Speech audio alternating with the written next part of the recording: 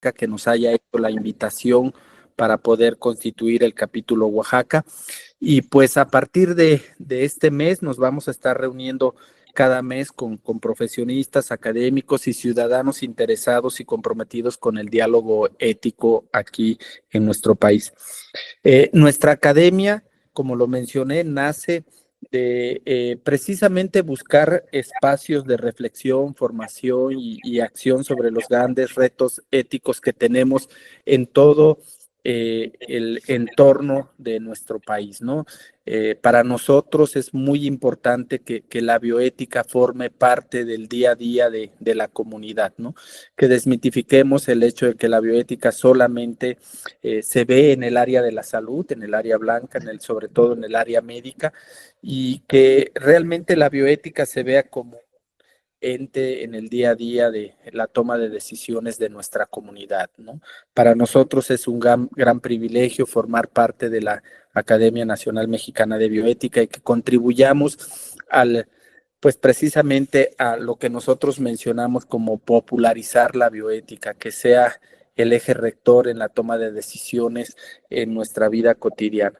Y pues para mí es un honor presidir la academia y que cada mes nos podamos reunir aquí vía webinar y que ustedes también a través de nuestras redes sociales conozcan todo el plan de trabajo que vamos a estar ejecutando durante estos próximos meses. Pues les doy la cordial bienvenida y muchísimas gracias por acompañarnos. Los invitamos a que hagan difusión, no solamente de estos webinars que tiene el capítulo Oaxaca, sino de todos los webinars y todo lo relacionado a bioética que tiene la Academia Nacional Mexicana de Bioética. Sean todos bienvenidos y que tengan muy buena tarde. Muchas gracias. Valioso mensaje de nuestro presidente, el doctor Víctor Casildo Borges López. Y bueno, damos paso a la presentación del día de hoy con el tema la intersección entre bioética y medio ambiente, para lo cual es un honor presentar como ponente el día de hoy a la doctora María Elizabeth de los Ríos Uriarte. Ella es mexicana, fundadora, consultora en bioética y ética clínica, con formación en Cleveland Clinic, el servicio de consultoría de ética clínica. Se dedica a la consultoría clínica desde el 2013, así como actividades de docencia universitaria y de investigación en temas de bioética. Ella es doctora en filosofía por la Universidad Iberoamericana, Ciudad de México, maestra en bioética por la Universidad Anáhuac, México, y licenciada en filosofía, también por la Universidad Iberoamericana. Ella es técnico en atención médica prehospitalaria por SUMA, AC, es miembro del Sistema Nacional de Investigadores, SNI 1, es miembro de la Academia Nacional Mexicana de Bioética y Scholar Research de la Cátedra UNESCO en Bioética y Derechos Humanos. Es autora principal de 3 libros, tanto de filosofía como de bioética, y coordinadora de 3 libros más, así como coautora de los mismos. Cuenta con más de 20 capítulos de libros y es autora y coautora de más de 25 artículos. En revistas científicas indexadas, así como en revistas y medios de divulgación como Milenio, Reforma, Animal Político, entre otros. Ha participado en diversos foros y congresos tanto nacionales como internacionales de bioética, además que funge como editora de la revista Medicina y Ética. Para dar paso a la charla de esta noche, les recordamos a todos que durante la sesión será publicada la liga de registro. Les pido que estén pendientes del chat para poder realizar su asistencia de esta noche. De igual manera, podrán colocar en el chat las preguntas o comentarios que se generen durante esta ponencia. Y sin más, doctora, el micrófono es suyo. Adelante, bienvenida sea. Muchas gracias, muy buenas noches a todas y a todos ustedes. Gracias por estar este tiempo, a estas horas conectados aquí. Yo celebro en primer lugar que se haya instaurado el capítulo de Oaxaca de la Academia Nacional Mexicana de Bioética y me da mucho gusto que en un estado de la República Mexicana con tanto que decir de bioética, pues estemos el día de hoy inaugurando formalmente la actividad académica de este capítulo. Le agradezco mucho, pues obviamente al presidente, al doctor Víctor, le agradezco mucho a mi compañero Christian Hamilton que anda por ahí y al doctor Ricardo Mairén, la amable invitación que me hacen para compartir. Me siento muy honrada de ser la primera. No sé si vaya a estar a la altura de sus expectativas, pero bueno, haremos lo mejor que podamos. Y el día de hoy, el tema que quiero compartir, y me parece por eso también además muy pertinente, pues es el tema sobre la intersección entre la bioética y el medio ambiente. Y me parece pertinente, además, evidentemente, de los problemas de cambio climático que estamos experimentando y otros fenómenos, me parece más pertinente en un estado, repito, como Oaxaca, que tiene una conexión especial con el medio ambiente y con las culturas indígenas de nuestro país. Entonces, voy a compartir con ustedes la presentación. Bueno, pues entonces, como les comentaba, esta charla del día de hoy pretende poner en armonía estos dos conceptos de bioética y de medio ambiente, que sabemos que de últimas fechas para acá ha estado más presente en la discusión, pero no siempre cae en los derroteros en que tendría que caer de un adecuado entendimiento de por qué el problema del medio ambiente es un problema bioético y no es un problema separado que tenga que ver solamente con un mero tema de ecología o un mero tema de otro tipo de consideraciones, dejando de lado lo propio del análisis de la bioética. Entonces, pues los puntos que yo quiero compartir es, en primer lugar, mostrar cómo el problema medioambiental es un problema bioético y en dónde ubico yo esta intersección entre la bioética y el medio ambiente. En un segundo momento, hablar sobre cómo el problema medioambiental, o lo que denominamos hoy una crisis medioambiental, en realidad es una crisis también social. No es únicamente medioambiental, sino que hay una crisis social, humana, antropológica, ética, bioética, que está teniendo sus efectos, digamos, más palpables en el medio ambiente. En tercer lugar, yo quisiera plantear pasar de un esquema del mero cuidado del medio ambiente a un esquema en donde vivamos y experimentemos un concepto más completo, que es el concepto de ecología integral, y finalmente brindaré algunas conclusiones que no pretenden de ningún modo ser exhaustivas, más bien que abren el diálogo, y ojalá que a partir de aquí pues se geste una discusión interesante en el capítulo de Oaxaca de la Academia y podamos seguir profundizando, repito, porque si hay un lugar de donde tienen que venir estas discusiones es en los estados de nuestra República, que precisamente presentan los mayores problemas medioambientales, ¿no? Entonces, bueno, como punto número uno, les comento, esta hipótesis que yo lanzo de decir que el problema medioambiental es en realidad un problema bioético, en realidad no es mía ni es nueva. En realidad ya tenemos los primeros efectos las primeras elucubraciones sobre cómo podría haber una intersección entre estos dos conceptos desde la obra de Bioética Global de Potter. Sabemos que Potter fue, si bien no el que acuñó el término de bioética, sí el que lo lanzó a la fama y se hizo popular. Y precisamente en 1988 él ya había definido lo que era la bioética, recuerden, como este puente entre las ciencias exactas y los valores humanos, y posteriormente, 7 años después, Potter publica este libro de Bioética Global, entre que unas discusiones obviamente sobre también el futuro o el puente hacia el futuro que él había planteado previamente de la bioética, y por eso Potter en este libro afirma que la bioética global es esta rama de la bioética que analiza relaciones, fenómenos, factores, etcétera, que pueden afectar la vida de la salud, la vida y la salud tanto de individuos como de comunidades. Y este es un punto muy importante porque el problema medioambiental no lo vivimos en lo individual, como puede ser así otro tema de bioética o de bioética clínica, como sería la propia pérdida de la salud o la salud de un ser querido. El problema medioambiental no se vive de manera individual, se vive de manera comunitaria, y por eso lo que le interesa a Potter es analizar estas dinámicas y estos factores que van a intervenir para afectar directamente la salud o la vida de individuos y de comunidades, por supuesto que están ocurriendo en un ámbito local, pero que tienen trascendencia global. Y entonces él se pone a analizar qué significa que tengan una trascendencia global, porque los problemas que tenemos en México, por supuesto, no son los problemas que tienen en África, por supuesto, no son los países que tienen en Europa, los problemas que tienen en Europa. Sin embargo, las consecuencias de unos nos llevan a vivir consecuencias en otros lugares. Entonces, ¿de qué manera Potter entiende que estas relaciones que ocurren en un lugar que inicialmente está muy localizado, de pronto se convierten en un problema que nos atañe a todos. Y a partir de ahí, en su análisis, desmembra lo que significa la palabra global. Entonces, para Potter, hablar de global implica hablar, como pongo yo acá en esta imagen, no solamente de un territorio observable, objetivo, fuera de mí, sino empezar a crear un espacio en donde efectivamente todo está interconectado y conformamos un todo.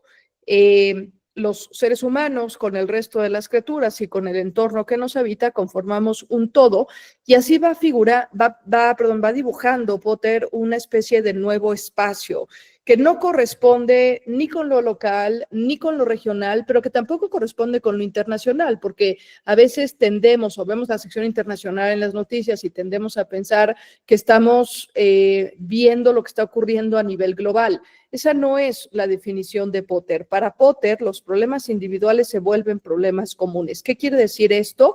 Que en vez de pensar solamente en lo que está ocurriendo en alguna región geográfica, yo tendría que estar pensando en esas consecuencias que tarde o temprano se van a ver reflejadas en otros países, aunque sea de polo a polo. Y el mejor ejemplo que tuvimos fue la pandemia que surgió en China, en una ciudad que todos nos enteramos prácticamente ese año que existía, que era Wuhan, y de pronto en pocos meses estábamos invadidos de un virus. Y en parte del por qué estábamos invadidos, obviamente fue los factores de los viajeros, ¿no?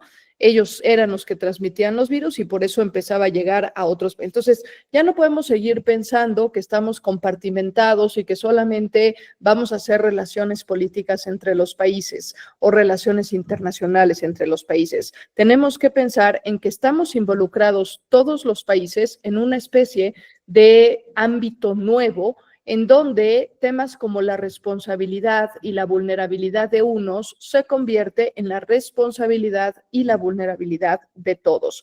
Entonces empiezo a pasar de un entendimiento del mundo, esta realidad que nos enseñaban en la primaria, incluso con un globo terráqueo, y que nos enseñaban que la Tierra era un planeta, empiezo a comprender de qué manera yo formo parte de ese planeta y de qué manera los efectos de un factor erosionante de condiciones climáticas adecuadas, por ejemplo, puede provocar no solo problemas en ese país, sino actualmente, obviamente, a lo largo y ancho del planeta, como es propio de la globalización.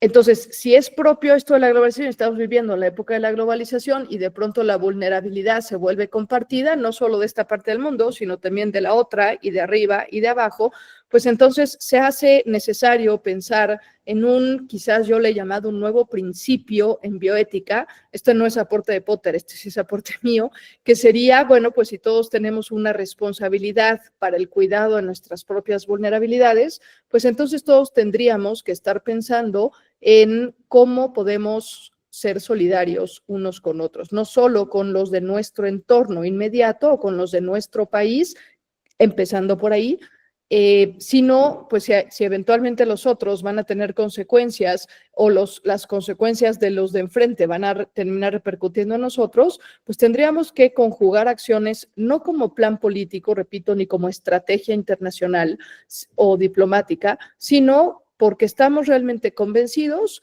de que juntos no vamos a ser suficientes, pero sí vamos a por lo menos enfrentar las dimensiones del problema. Esto nos hace entender que en realidad no estamos aislados, que en realidad dependemos unos de otros y sitúa en el ámbito académico, pero también en el ámbito de la acción, un panorama más amplio en donde no solamente tengo una visión un tanto miope, repito, hacia lo más cercano que tengo, sino un enfoque mucho más amplio. Y para abordar un enfoque mucho más amplio, pues evidentemente necesitamos un marco de referencia más amplio. En bioética sabemos que existen principios pero en bioética global hemos tenido que esforzarnos por encontrar más principios de los 4 que tradicionalmente conocemos en bioética, porque los problemas nos implican atender muchos otros factores que quizás a primera vista no estaban contemplados, pero que van a ser importantes o en el tiempo o en los espacios globales que se van formando. Entonces, esta nueva visión es el gran aporte que tiene Potter, y aquí es en donde yo pongo el problema del medio ambiente, para empezar porque lo puso él primero, pero para seguirle, porque me parece que es el medio ambiente una de estas cuestiones que solos no vamos a poder resolver y que no nos va a afectar solamente a unos cuantos, sino que está afectando en términos generales a los 8,000 millones de personas que habitamos esta tierra en este momento. Entonces, en este libro, ustedes recordarán, cuando Potter establece o define qué es la bioética, una de sus máximas preocupaciones, y es muy honesto al definirlo, es qué mundo o qué futuro les vamos a heredar a nuestros hijos e hijas.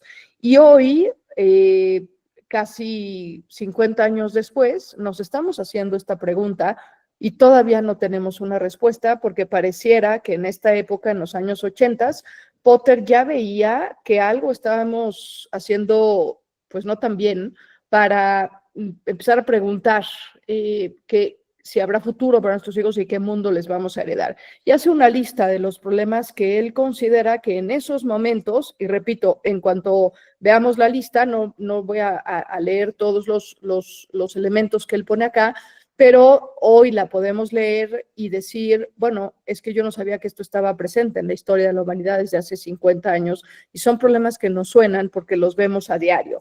Y encabeza la lista nada más y nada menos que con el problema medioambiental y el cambio climático. Es decir, si hay un punto de referencia, un punto de intersección entre la bioética y el problema del medio ambiente, está en Potter, está en este libro de bioética global. No nos andemos inventando otras cuestiones. El problema medioambiental es un problema de bioética global. Ustedes vean, ahí, repito, no me detengo para ahorrar un poco de tiempo, pero ustedes vean los problemas que Potter está pensando y díganme si no son los problemas que hoy vemos a diario en los noticieros y en los periódicos, y que algunos de nosotros hemos sufrido ya en más de una ocasión estos problemas de manera personal. Ahora, Potter resume de toda esta lista, resume los problemas en las 6 P's que él considera que son los problemas más globales, más amplios, que incluyen bastantes otros dentro de sí. Y entonces estas 6 P's tienen que ver con el problema poblacional, por supuesto, el problema de la pobreza, el problema de la paz, el problema de la política, el problema de la contaminación. Ahí ya no fue una P, pero como él estaba pensando en inglés en eso, porque estaba viviendo en Estados Unidos, pues entonces le llamó pollution, y el problema del progreso. Entonces, estos 6 problemas resumen todos los de la columna de la mano, las 2 columnas de la mano izquierda. Entonces, dense cuenta ustedes cómo ya también el tema de la contaminación está presente desde tiempos del pensamiento de Potter con la bioética global. Ahora, lo que es importante que notemos aquí es que está hablando, y desarrolla más en este libro, está hablando no solo de un problema en donde a veces se activa el no circula, como hemos tenido esta semana, o en donde a veces, bueno, por lo menos en la Ciudad de México, o donde a veces está la contaminación, que vemos que la gente tiene que salir a la calle con el uso de las mascarillas. Potter en lo que está pensando es por qué estas 6 P's son importantes para la vida y para la salud de individuos y de comunidades. Eso es lo que Potter está pensando. Entonces, no se trata únicamente de los niveles de contaminación, sino se trata de qué está produciendo los niveles de contaminación, que está afectando y trae consecuencias nocivas para la salud, tanto de las personas como de las comunidades. Ustedes conocen las características de bioética global que Potter establece. En primer lugar, obviamente, una orientación hacia el futuro. Yo siempre he dicho que la ética y la bioética está llegando tarde a los problemas, ¿no? Y no sé si así tenga que ser, pero por más que tratamos de llegar pues un poco emparejadamente o de adelantarnos, no terminamos de lograrlo. Lo ideal sería que la bioética siempre tuviera esta visión proyectiva de lo que puede ocurrir y se adelantara ahora sí que a los signos de las calamidades que estamos viendo todo este tiempo. Pero también la bioética, y específicamente la bioética global, tiene que ser este puente que conecte el presente con el futuro. Eso está claro en Potter. Segunda característica, es un problema interdisciplinario. Y tercera característica, el ser humano en este concepto de bioética global es parte del medio ambiente, es parte de la naturaleza. Entonces, no se concibe por un lado la naturaleza y por el otro lado la ciencia. No se concibe por un lado a las humanidades y por el otro lado a las ciencias exactas. No se concibe por un lado el presente y por otro lado el futuro o el pasado. Se concibe a esta bioética, esta práctica de la bioética como la amalgama, el puente que se tiende. Entonces, en este sentido, si ustedes hacen una reflexión rápidamente, el problema del medio ambiente es un problema que está teniendo consecuencias cada vez mayores a medida que vamos avanzando. Es decir, es un problema cuyas consecuencias quizás todavía no las podemos ver con claridad, pero que sabemos que a la larga puede tener consecuencias catastróficas. Los especialistas hablan de que ya estamos en un punto de no retorno. Es un problema interdisciplinario, es decir, no solamente es competencia de los ecologistas hablar o de los activistas proteger el medio ambiente, sino que tenemos que entrar todos los que estamos reunidos hoy aquí, porque al final, yo no sé si pase como en otros capítulos de la academia en donde casi todos son médicos, pero al final ustedes como médicos van a recibir pacientes que están teniendo consecuencias visibles en su salud. Y al final del día, la reflexión nos involucra en este ámbito global en donde compartimos el mismo espacio físico, y en donde no puedo separar la práctica del ser humano de la interacción necesaria con el entorno que habita. No son dos realidades, tampoco son las mismas, ni están situadas en el mismo nivel, pero no podemos seguirlas concibiendo de forma separada porque eso ha dado lugar a dos corrientes de las que hablaré en este momento. Entonces, segundo punto que quiero compartir con ustedes es que o apostar a la idea de que no es el problema medioambiental, el problema ecológico que vivimos en México y en todas partes del mundo, no es solamente un problema medioambiental, no es solamente un problema de los animales y de los árboles, no es solamente un tema de qué tan contaminado está el aire, no es solamente un tema de que aparece basura en los océanos. No es solamente eso, sino que eso es el reflejo de una crisis mayor que está ocurriendo a nivel social, a nivel cultural, a nivel económico, a nivel antropológico, a nivel bioético, en cada una de las personas que habitamos este planeta. Entonces, es el cómo, el qué está ocurriendo adentro, se externaliza y se muestra en el cuidado o no que estamos teniendo del medio ambiente. Por eso yo invitaría a reflexionar, y lo dejo precisamente como más a modo enunciativo y provocativo, yo invitaría a reflexionar cómo históricamente y desde que probablemente el tema medioambiental se puso de moda, que fue alrededor del año 2000, de los 2000 para acá, del 2015 para acá, tenemos una agenda de los Objetivos del Desarrollo Sostenible que lo dice claramente, acción climática.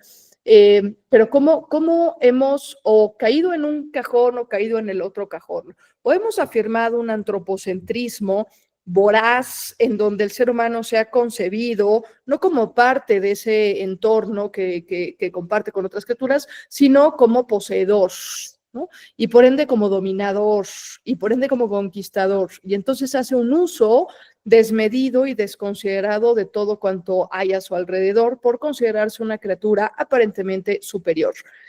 O hemos caído en el otro extremo y nos hemos ido hacia la afirmación de que el ser humano no solo es parte de la creación, sino que es igual que el resto de la creación. Y entonces los mismos derechos que tenemos las personas los tienen los árboles y los tienen los animales, ¿no? Y en función de qué los tienen ya no sabemos, porque la argumentación se pierde un poco cuando estamos en esos terrenos. Pero todos hemos ido oscilando entre un extremo y otro en mayor o menor medida, cuando ninguno de los dos es el lugar correcto.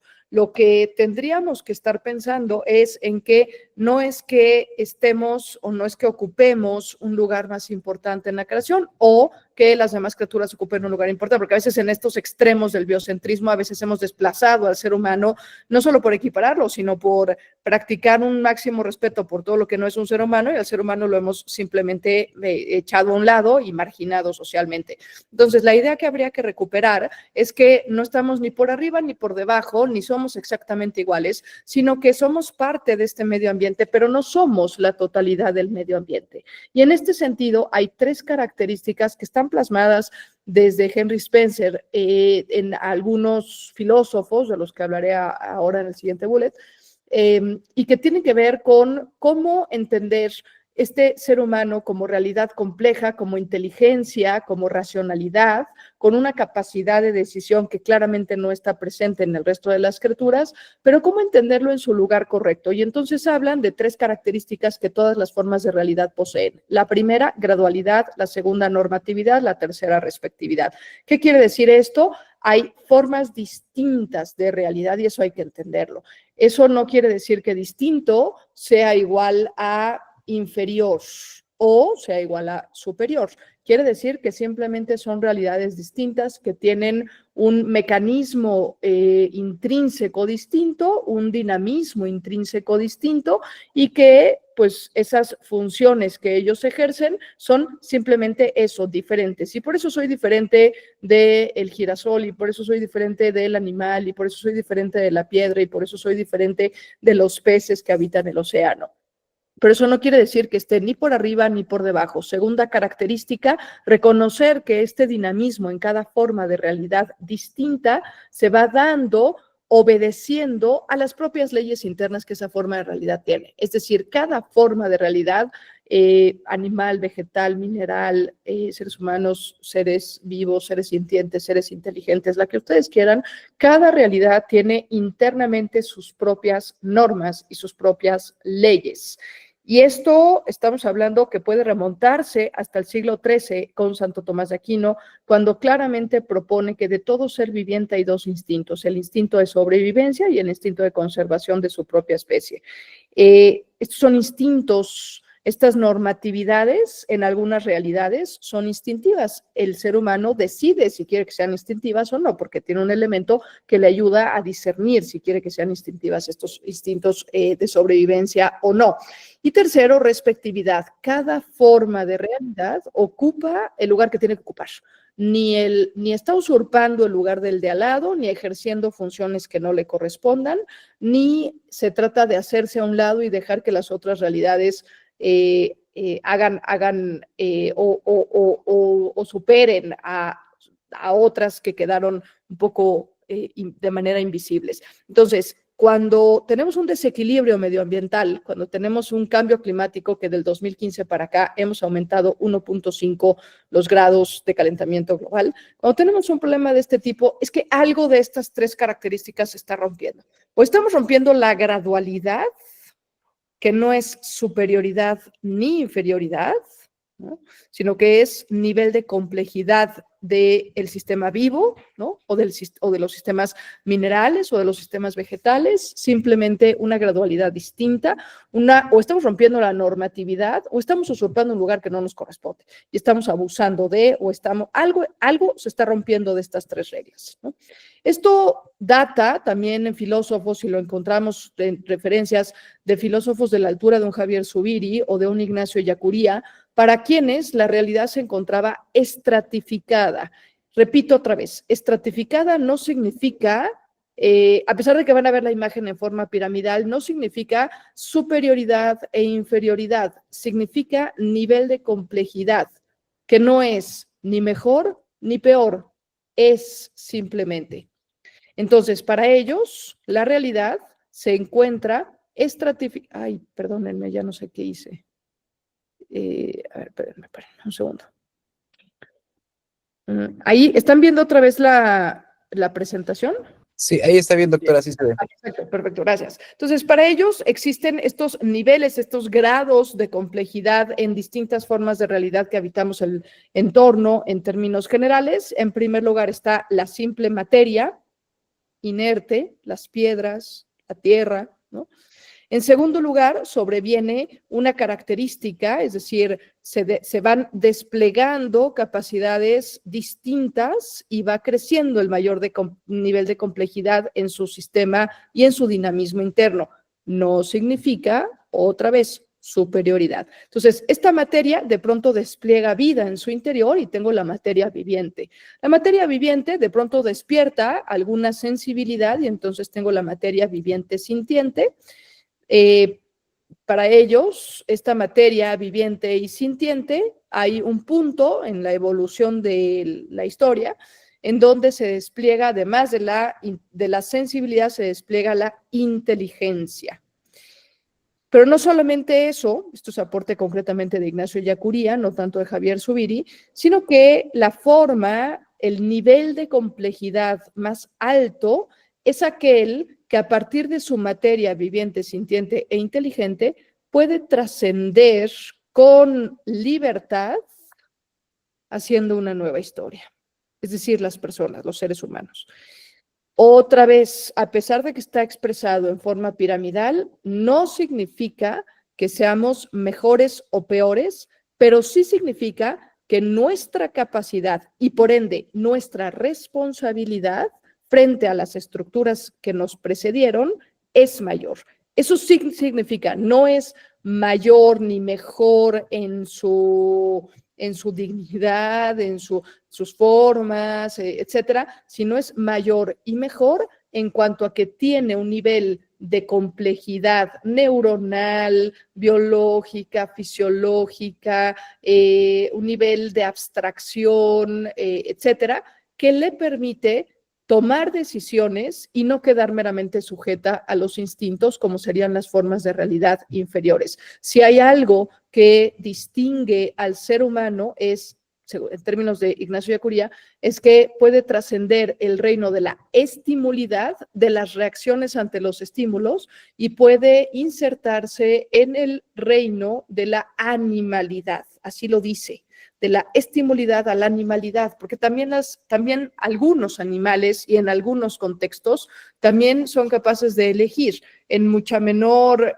abstracción y con menores alcances en sus decisiones, pero puede decidir. Pero la forma de realidad que es el ser humano es lo que permite que la historia no sea solamente una casualidad, sino que sea una decisión y una decisión libre. A mí me da mucha esperanza hablar de esto y se los quería compartir porque entonces, si la historia no es causalidad ni casualidad, la historia es decisión y libertad, entonces, frente a los problemas que tenemos, sean o no de carácter medioambientales, sean estas crisis sociales, que es la otra cara de la moneda del problema medioambiental, eso quiere decir que puedo tomar esta historia y puedo lanzarla en otra dirección.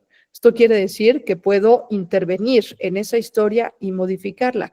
La pregunta, ¿por qué no lo hemos hecho? Entonces, necesariamente hablamos de una interconexión entre el medio ambiente y las personas que está afectando la vida y la salud, al menos en 4 áreas específicas. Por lo menos, obviamente, en temas de salud, sabemos, por ejemplo, con el incremento del cambio climático, sabemos que se facilita la propagación de vectores como mosquitos que pueden transmitir enfermedades que ustedes conocen muy bien, Zika, malaria, fiebre amarilla, etcétera, y que obviamente también tenemos algunos fenómenos adversos como polarización en los climas o demasiado calor o demasiado frío, que puede afectar también, obviamente, cuestiones fisiológicas y del ciclo vital de las personas. Tenemos una afectación importante en cuestiones migratorias, los llamados migrantes climáticos o refugiados climáticos. Hay quienes les llaman migrantes, hay quienes les llaman refugiados, que a pesar de que no es un término reconocido por la ley, estamos hablando de que está siendo todo un tema que cada vez está creciendo más. Nada más espera algunas cifras que revisaba justo hoy en la mañana, es que solamente en México y en Centroamérica, para el 2050, vamos a tener 1.4 o 2 de 1.4 a 2.4 millones de personas. ¿Quiénes son estos migrantes refugiados? Personas que tienen que salir de sus lugares de origen por inundaciones, sequías, pérdida de las cosechas, pérdida de sus propias viviendas, es decir, por cuestiones medioambientales. Algunos, la discusión, un poco nada más ahí lo dejo a nota al pie, la discusión entre si es un término oficial o no, que hasta hoy no lo es, radica en que pues no es una situación que los esté forzando necesariamente a salir y a salir en un momento de conflicto en donde su vida corre peligro de forma inmediata, sino que pues obviamente se van dando procesos que conllevan a veces años o por lo menos meses y las personas deciden migrar por este tipo de cuestiones. Antes en México, del norte, migraban al sur, a su estado, en Oaxaca.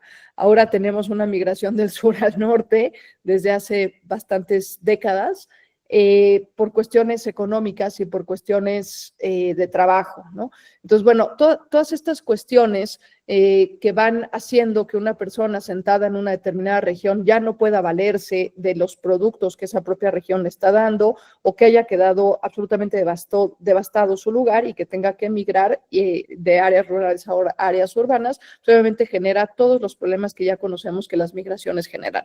En términos económicos, por supuesto, tenemos una gran área de oportunidad que el medio ambiente ha representado para los ingresos de las empresas extractivistas y de las empresas capitalistas, y evidentemente eso ha hecho que los sembradores, los dueños de los ejidos, de las tierras, etcétera, pues obviamente tengan que vender sus productos a muy bajos precios y quedar prácticamente sin poder acceder a ellos.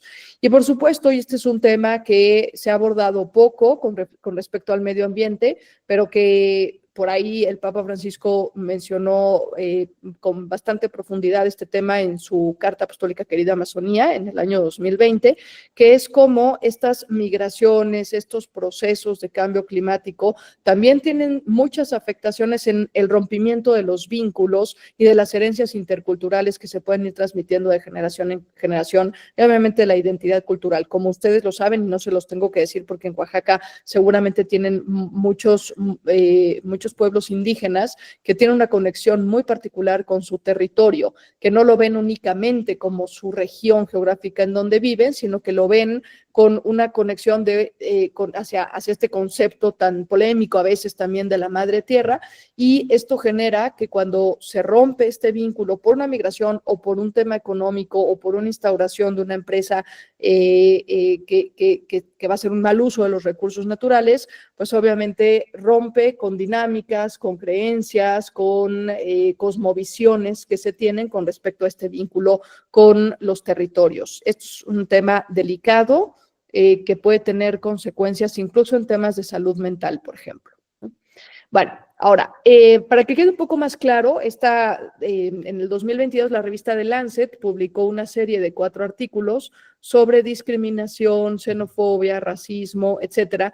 A mí me llamó mucho la atención cómo, bueno, además de afirmar obviamente que el racismo, la xenofobia, la discriminación son procesos que se van dando o que se van afectando a las personas de manera intergeneracional, van siendo sostenidos a lo largo de la historia por estructuras y por sistemas. De hecho, en salud es todo un tema, la discriminación que se ejerce en cuanto a la atención médica que se brinda. Pero hay una parte, hay un artículo de estos 4 en donde se habla de cómo la ubicación espacial donde habita la persona, es decir, la región geográfica donde habita la persona, puede también ser motivo o factor que dispare procesos de discriminación o de racismo estructural, ¿no?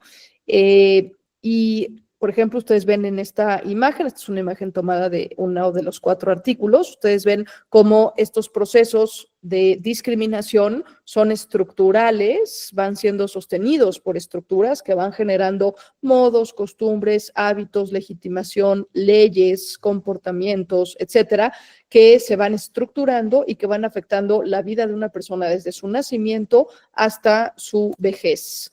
Algunas de las, no me detengo mucho en esta, nada más ahí para provocarles que bajen esta serie de artículos y que la lean, es muy interesante, pero obviamente los efectos que sufre una persona en su salud, en sus formas, en sus comportamientos, en su salud mental, en su salud física, que a veces puede ponerlos en riesgo lo suficientemente alto como para provocarles la muerte, pues van eso, ¿no? O sea, una persona que ha sufrido discriminación desde su infancia va a ser un joven, un adulto y un adulto mayor que va a sufrir los efectos durante toda su vida de esos procesos de discriminación. Por eso es importante darse cuenta cuáles son los factores que pueden intervenir para ya sea disparar procesos o fortalecer procesos de discriminación o prácticas discriminativas. No me detengo, ahí tienen ustedes esta información y yo puedo compartirles la presentación con mucho gusto. Pero en esta sí me detengo un segundo, sobre todo en la flecha roja de arriba a la derecha, porque habla de justamente esta ubicación geográfica en donde habitan las personas, cómo puede ser determinante para su salud, tanto de individuos como de comunidades. La determinación espacial, el lugar donde habitan, puede ser determinante en el sentido de que va en directa relación con temas de segregación, estigmatización, segregación o marginación por grupos que ya tenemos muy catalogados y que pueden ser desde los más grandotes, asiáticos, americanos, afrodescendientes. Todas estas etiquetas que a veces ponemos pueden ir desde ahí o pueden ir a los indígenas de la región amazónica, por ejemplo, ¿no? En donde no es la región amazónica, sino las etnias que ahí conviven y que están aisladas de las grandes urbes. Puede también ser determinante en el sentido de tener o no acceso a áreas verdes, de tener o no temas de contaminación importantes y de la calidad de aire que están respirando. Y me parece algo sumamente interesante el acceso a comida fresca, ¿no? A veces estas regiones alejadas, apartadas de las grandes civilizaciones, tienen estos accesos. Y de pronto, ¿qué sucede? Que alguna empresa, un problema económico, alguna empresa se da cuenta que obtiene productos frescos y toma posesión de ese territorio, ¿no? Entonces, no solamente es un tema de despojo, es un tema de racismo y de discriminación al considerarlos menores e inferiores, y es un tema en donde esas personas ya no van a poder seguir haciendo uso de los productos de su entorno, sino que van a tener que emigrar. Entonces, va desde esas cuestiones tan mínimas que a veces no vemos de estos lugares que están muy alejados y que no están dibujados casi ni en un mapa y que empiezan a generar o se empieza a generar en torno a ellos temas obviamente medioambientales que generan cambios en sus estilos de vida, poniéndolos en un mayor riesgo. Por eso a Potter le preocupaba no solo la salud individual, sino la salud comunitaria. Entonces tiene mucho que ver con el en dónde vives, en qué región del planeta vives, ¿no? Bien, para pasar a la tercera parte y última, con todo esto, ¿no? De entender, yo sé que no son conceptos fáciles hacia primera instancia, uno necesita irlos incorporando a medida que uno va sintiendo también los efectos de los problemas medioambientales y de las crisis sociales, pero hay una noción que se ha propuesto también casi más recientemente en el 2015 con la encíclica Laudato Si del Papa Francisco, que es el término de la ecología integral. La ecología integral implica ver la cuestión medioambiental desde dentro, es decir, entenderla desde mi propia historia, desde mi propio sentir, desde mi propio vivir, desde mi propio experimentar, como yo soy parte de un todo más grande. A veces pensamos que somos lo más grande que existe, cuando en realidad pues no es así. Estamos rodeados de otras formas, repito otra vez, que no son superiores y que no son inferiores, que tampoco son iguales, sino que cada una tiene su propia gradualidad, su propia normatividad y su propia respectividad, ¿no?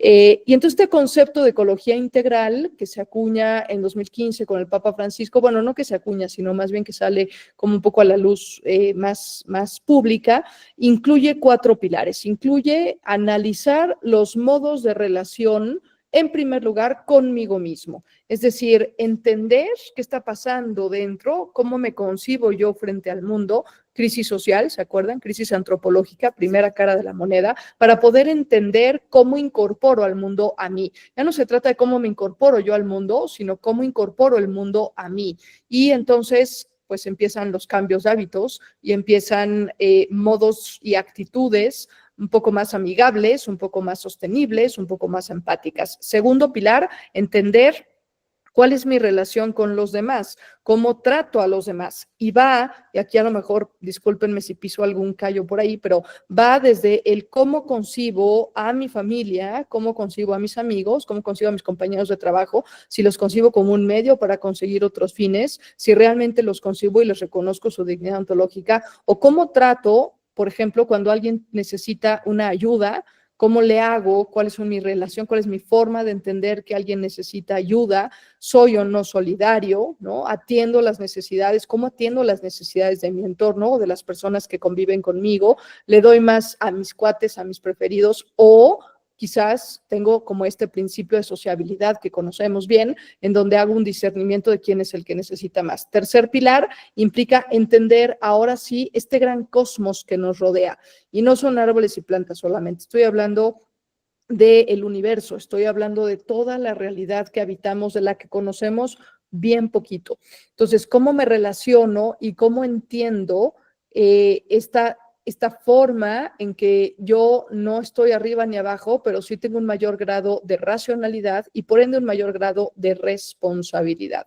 ¿Me responsabilizo o no por el entorno que habito? En algún momento me permito rápidamente compartirles una anécdota, estaba en un lugar público y de repente vi que una persona joven, estamos hablando 19, 20 años, estaba aventándole piedras a un cuervo que había ahí. Y llegaba y se acercaba sigilosamente y cuando el cuervo estaba quieto, llegaba y le aventaba una piedra. Entonces en algún momento me acerqué y le dije, oye, ¿por qué lo estás haciendo? ¿Que no ves que lo estás lastimando? Y me contestó, y es una clave que desde entonces no se me olvida, de por qué el problema medioambiental es un problema personal y es un problema antropológico también. Me contestó, es que estoy aburrido.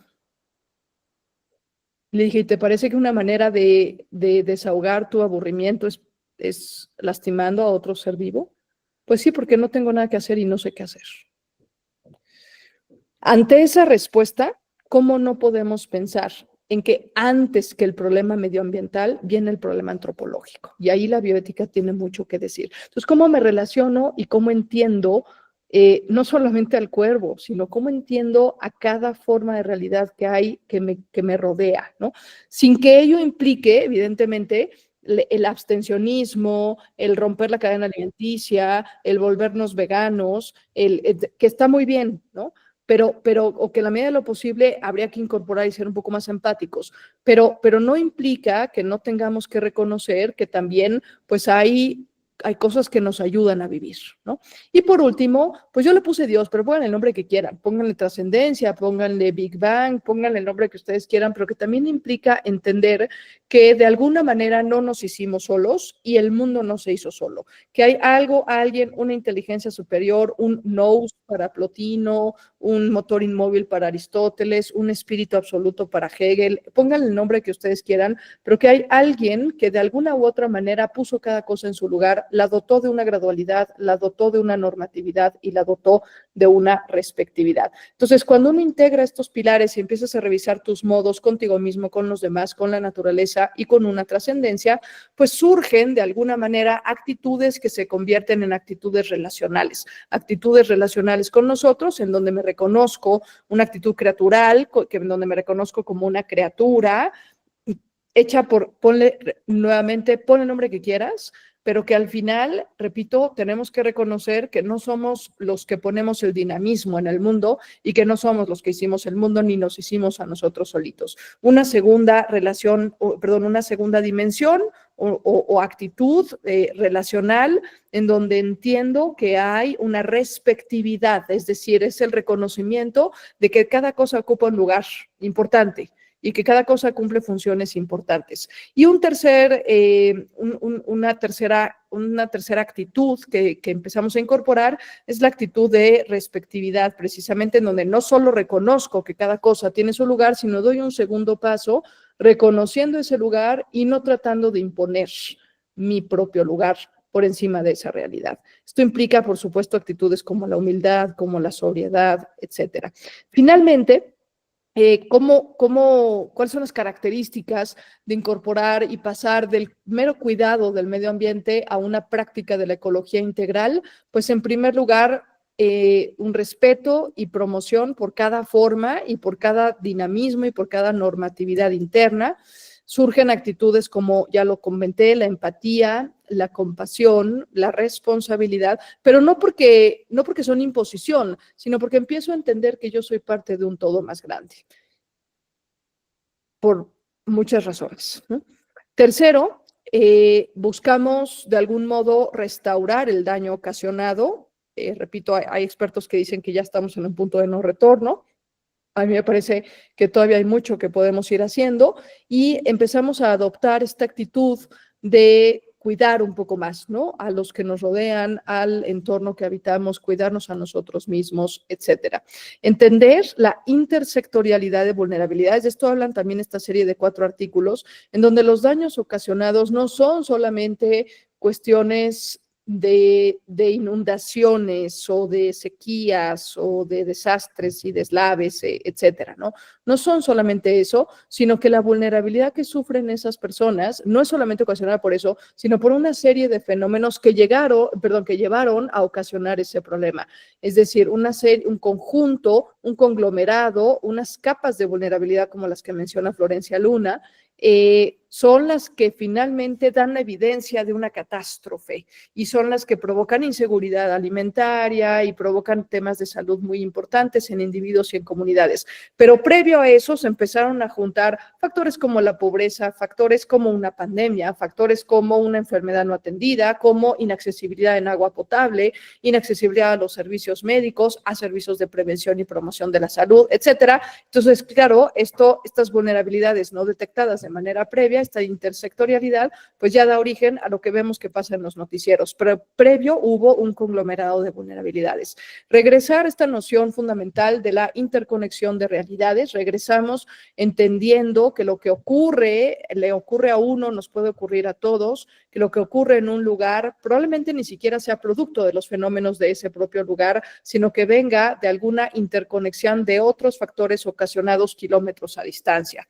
Cuidado de la interculturalidad, sobre todo, repito, en estas zonas aisladas, en estas zonas donde hay una conexión profunda con la tierra, donde hay unas cosmovisiones muy particulares, atentar contra esta noción que a veces han adoptado algunos pueblos, incluso de casa común, de entorno común, de hogar, ¿no? Que para ellos eso es lo que verdaderamente representa y debería representarlo para muchos de nosotros, que no se pierdan estas raíces y que no se pierda esta herencia que se va dando de forma intergeneracional y que va fortaleciendo una identidad cultural y una identidad de un pueblo en concreto, ¿no?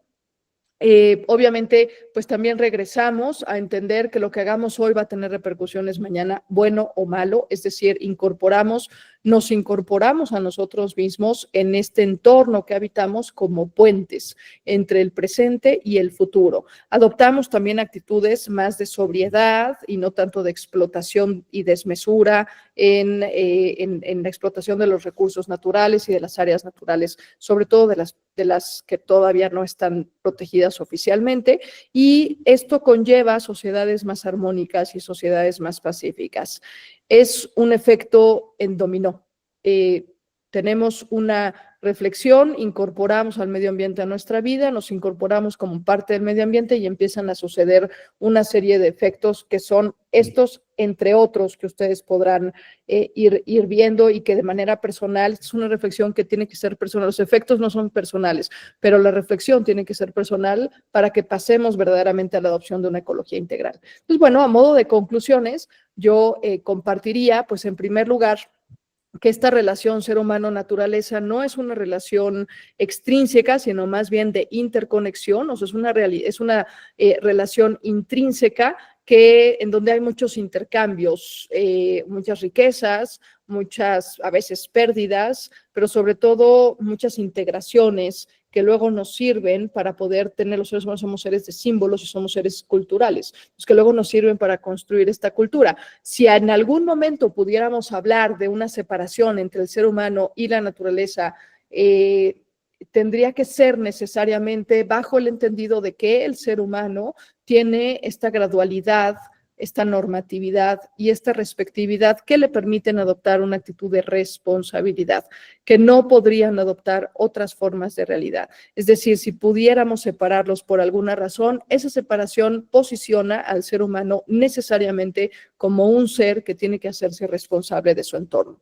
En segundo lugar, cuando no hemos entendido esta intrínseca relación, pues hemos abusado normalmente, ¿no? Y se han cometido conductas lesivas, tanto para el ser humano como para la naturaleza, sobre todo porque nos situamos por encima de la naturaleza y comenzamos a entender que podemos dominarla y peor aún que podemos explotarla. Entonces, creo que esta actitud solamente nos ha acarreado mayores problemas, una mayor crisis personal, peores problemas sociales, una ruptura cultural importante, sobre todo en las identidades culturales de los pueblos indígenas y en muchos otros ámbitos. Entonces, entenderla de forma extrínseca, de forma forzada o peor aún, de forma dominante, entender a la naturaleza de forma dominante, solamente nos ha llevado al punto que hoy estamos. Y repito, de 2015 para acá hemos tenido 1.5 grados más de cambio climático. Hay que estudiar bien las causas profundas de qué es lo que está pasando. No hay una sola estrategia y a veces las que creemos que son no son las adecuadas para ese territorio. Entonces, no hay un único problema global, universal. Hay muchos problemas que están interconectados y cada uno necesita una mirada distinta, un abordaje distinto y una solución distinta. Y por eso, pues tendríamos que, y esta es la última reflexión, me parece que si no entendemos que al hablar de dignidad humana estamos hablando del medio ambiente y que cuidar la dignidad de la persona humana, que es lo que más nos importa en bioética, implica cuidar el medio ambiente y respetarlo en sus formas diferentes y en sus niveles de complejidad distintos, pues no estamos entendiendo ni de qué va la bioética ni de qué va la bioética global. Es decir, la defensa de la dignidad humana necesariamente tiene que venir acompañada de la defensa del medio ambiente. Pues yo con esto concluyo, está ahí mi correo electrónico, por supuesto quedo a sus órdenes. Si todavía hay unos minutitos, ya me avisarán ustedes, podemos compartir alguna reflexión. Por favor, también con toda la libertad de discrepar o con toda la libertad de contribuir al enriquecimiento de esta charla. Muchas gracias nuevamente por su atención y quedo atenta a sus comentarios. Estimada Adelante. doctora, creo que ha sido una excelente ponencia. Agradecemos la forma tan sencilla en que nos los ha podido explicar. Creo que hay algunos comentarios. Si gustan escribirlos. Tenemos un pequeño problema técnico. Creo que no se ha podido activar el micro de los participantes, pero si gustan escribirlo, y yo lo leo.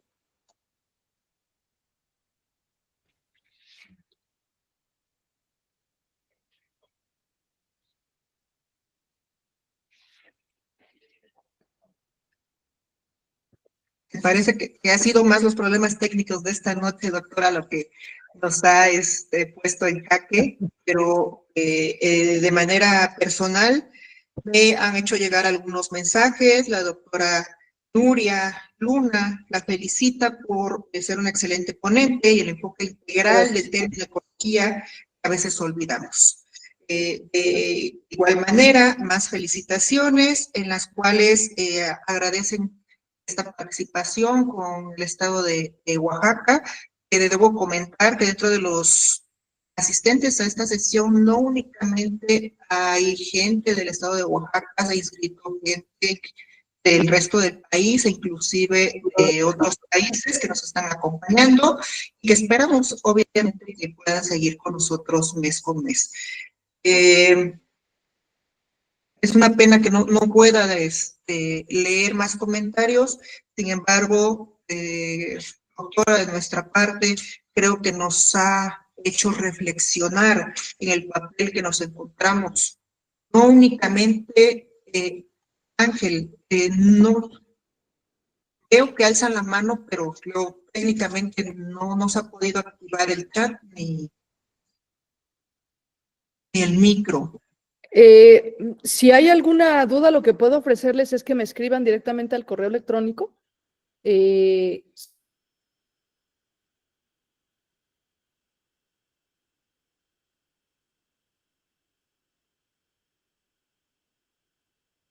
Dejamos de escucharla, doctora. Perdónenme, tenía el micro apagado. Que lo que puedo ofrecer es que me escriban al correo electrónico que acabo de colocar ahí en el chat. Si tienen alguna duda, por supuesto, alguna cuestión, y me dará mucho gusto ya sea resolverla por correo electrónico o bien quizás abrir otra sesión ya más personal para poder charlar y para poder enriquecernos, con muchísimo gusto. Ahí me pueden escribir y yo con todo gusto los atiendo.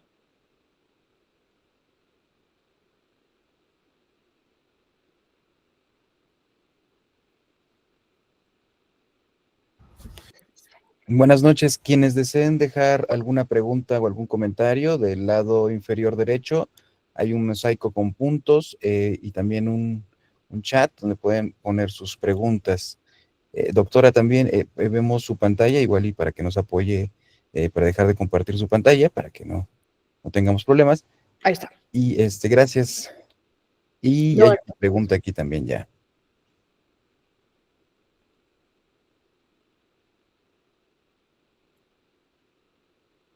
Bueno, con permiso de la doctora Tania, voy a leer una pregunta, está en la sección de preguntas. Dice, buenas noches, doctora María Elizabeth, con respecto a la Agenda 2025, ahora 2030, ¿cree usted que se podían anexar más puntos ya abarcados por dicha agenda abarcados? Es anónimo a esta pregunta que nos realicen. Dicen, excelente ponencia, muchas gracias. Buenas noches, podrán enviar el link de la inscripción, es el link que compartió el licenciado Rubén. Y otra pregunta, buenas noches, doctor. Una pregunta al inicio, en el punto de partida mencionaba 4 cuestiones que regían la bioética. ¿Cuáles serían? Muchas gracias a ambas por la pregunta. Muchas gracias por leerla también. Estaba yo tratando de buscar en dónde la estabas leyendo, pero ya encontré. Sí, mira, con mucho gusto comparto con respecto a la primera pregunta, la Agenda 2030 ya incorpora, a ver, la tengo acá y ahora doy el dato con exactitud. 1, 2, 3, 4, 5, 6 acciones. Ya son 6 de los 17 objetivos, ya están incorporando una visión por el medio ambiente, pero concretamente hay uno que lo hace de forma más explícita, que es el número 13, acción por el clima. Pero también veo de estas actitudes que yo les comentaba, pues por ejemplo veo producción y consumo responsable, veo vida de ecosistemas terrestres, vida submarina, energía saludable y no contaminante, veo por supuesto salud y bienestar, ¿no? Entonces me parece que los temas están, los objetivos están, habría que encontrarles una salida. Y habrá que reflexionar más en cómo los podemos llevar a cabo en el día a día, ¿no? Pero me parece que están ahí y que están de forma muy clara. Muchas gracias por la pregunta. Y con respecto a la segunda, bueno, los marcos de referencia de la bioética, sabemos que hay corrientes y evidentemente cambian de corriente a corriente, pero los más universalmente adoptados son los principios de la bioética principialista, el de beneficencia, el de no maleficencia, el de autonomía y justicia, que nos permiten un poco analizar los dilemas en bioética. Es un marco de referencia de la bioética clínica, pero acá estamos hablando que para la bioética global hemos tenido que realizar un marco de referencia más amplio porque los problemas son más amplios. En este sentido, yo recomiendo que ustedes puedan revisar el libro del profesor Henk ten Haaf sobre bioética global y sobre los principios de la bioética global, que poco más o menos van en la línea de estos principios de los ODS, pero a esos me refería. Gracias por la pregunta también. Gracias, doctora. Creo que hay más preguntas por aquí. Si me permite, la doctora Tania también dice, Enimia Vargas, gracias, excelentes reflexiones. Y Mariel Martínez dice, ¿qué acciones concretas podemos tomar para mejorar nuestra relación con la naturaleza? Y Marcela Cortés dice, solo agradecer la actividad, saludos desde la Universidad Católica del Norte de Chile. No, al contrario, muchas gracias a ustedes por su paciencia. Y con respecto, Mariel, muchas gracias por la pregunta. ¿Qué acciones concretas podemos tomar para mejorar nuestra relación con la naturaleza? Mira, yo creo que esa es una pregunta que cada uno tenemos que hacernos en lo individual, pero que puede ser desde analizar tus propios hábitos de consumo y tus propias actividades respecto, por ejemplo, a cómo cómo se distribuye la basura en tu casa, por ejemplo, ¿no? ¿Qué haces con los residuos? ¿Cuántas veces al día prendes la luz? Si la prendes cuando verdaderamente es importante prenderla o quizás antes de tiempo. Si consumes, si reciclas productos envases, por ejemplo. Es decir, hay como pequeñas acciones que se pueden ir incorporando para por lo menos cambiar un poco nuestra actitud con respecto a lo que creemos que es el medio ambiente. Miren, no es promoción, pero la encíclica Laudato Si tiene este tipo de ejemplos muy claros. Y el Papa ahí nos invita a adoptar un estilo de vida más sobrio, con el objetivo de llegar a lo que él llama ahí una sobria felicidad, ¿no? O sea, realmente consumir lo que necesitas, ¿no? Y no consumir de más, porque eso sería incluso también como quitarle este lugar y esta normatividad y esta gradualidad y esta respectividad que cada forma en realidad tiene. Si te interesa, puedes revisarlo. Él da varios ejemplos ahí de lo que podemos hacer. Muchas gracias por la pregunta, Mariel. Gracias. Otra pregunta aparece como anónimo, dice: excelente ponencia, felicitaciones a la doctora por parte del capítulo Chiapas, del cual soy el presidente, el doctor Conrado Solís Gómez. Me queda claro que estos conceptos deben de estar más en difusión. Muchas gracias, doctor, totalmente, y más también ahí en un estado tan rico como es Chiapas. Eleodoro Morales, excelente ponencia, gracias. Mitzi Jaret, ¿de qué manera la espiritualidad puede motivar un compromiso más profundo con la ecología? Gracias, Jared, por tu pregunta. Yo diría que totalmente, porque de hecho la espiritualidad lo que fomenta es un retorno a un entendimiento profundo de nuestro ser creatural, ¿no? De ser criatura, y repito, en esta concepción de que no fuimos, no nos autohicimos, ni tampoco hicimos todo lo que existe y no pusimos tampoco su normatividad. Entonces, entender que hay algo más que nos puede motivar para creer que podemos llevar una relación más sana, definitivamente la espiritualidad ayuda. Y si no, pregúntenle a San Francisco de Asís.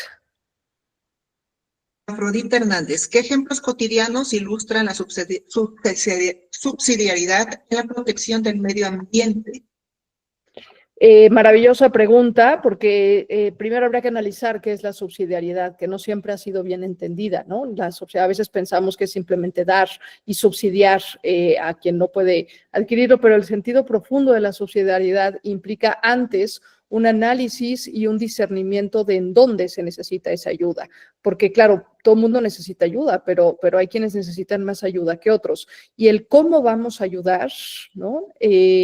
También es importante. Estaba leyendo el otro día sobre lo que consume, la energía que consume y la contaminación ambiental que consume, mandar un correo electrónico.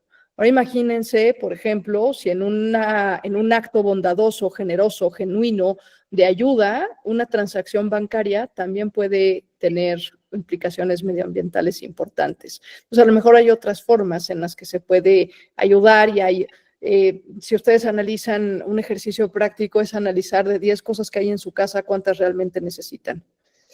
Y si 6 son las que no necesitan, tratar de encontrar a una persona, no simplemente darlas por darlas, ¿no? O tirarlas a la basura, sino buscar a alguien que realmente esté necesitado de eso. Eso es el principio de subsidiariedad. Pero claro, a ver, eso lleva tiempo. Y eso lleva a trascender el inmediatismo en el que estamos metidos hoy en día, ¿no? Pero sí se pueden hacer. Hay que sentarse y pensar y analizar según los propios estilos de cada uno. Gracias. Bueno, doctora, me da gran gusto que haya muchas preguntas, sin embargo, para no abusar ni de su horario ni de los demás participantes, creo que tomaremos en cuenta el que nos comparte su correo de manera directa para que puedan comunicarse con usted. La verdad es que no nos queda más que agradecer en esta noche la ponencia magistral de la doctora María Elizabeth de los Ríos Uriarte, y pues invitar nuevamente al público que nos acompañó hoy para que estén pendientes de la página, de las redes sociales. Cada mes se estará anunciando una plática con ponencias de igual envergadura, y ojalá podamos contar con su presencia. Muchas gracias. Y bueno, doctora, reciba por parte del capítulo Oaxaca bioética, pues la más caluroso de los agradecimientos por parte de nuestros compañeros, de nuestro señor presidente. Muchas gracias. Al contrario, muchas gracias a ustedes y quedo al pendiente. Buenas noches. Muchas gracias, Muchas doctora. gracias. Buenas noches a todos. Buenas Hasta noches. luego. Buenas noches, muchas gracias. Gracias a ustedes.